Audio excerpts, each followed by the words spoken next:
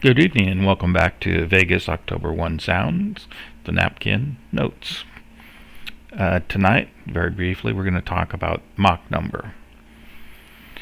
Mach number is designated by a big letter M. It is nothing more than the ratio of the speed of our object, which could be a jet plane, it could be a bullet, it could be us walking, versus the speed of sound. Okay, and let's say for a 223 round, we're traveling at 3,000 feet per second, and presuming that the speed of sound is a nice even 1,000 feet per second, then the Mach number is 3. So it just simply measures the ratio of the speed of our object to the speed of sound. Now the speed of sound, of course, can change based upon the medium. For air, which is a compressible gas, you have several different variables involved. You have the mixture of the gas, how much oxygen, nitrogen, hydrogen, and the other components are in there. You have the temperature, you have the pressure, which is closely related to temperature, and you have the humidity and elevation. And all of those things combine to change the speed of sound based upon those variables. The predominant variable to consider is the temperature, and even with big changes in temperature, the speed of the sound isn't going to vary by, say, more than 10 or 20%. But if you need accurate calculations, then that makes a big difference.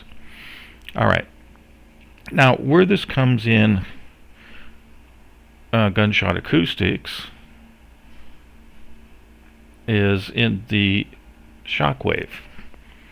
Once again, if we have our bullet trajectory going along here, and we know from our previous talks that the shock waves that are produced along the path get together and form something like a cone.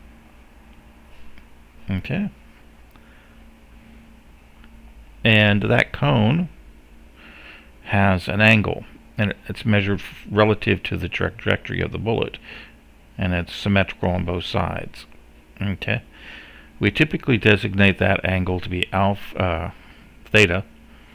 So this is theta, and various people have studied this, and with modeling and dynamic, fluid flows and everything, and have determined that theta, or the angle of the Mach cone, or half angle as it's really called, is equal to the inverse sine of 1 over the Mach number, which in this case the Mach number is 3, so that would be 0.3. Okay, and the inverse sine of that,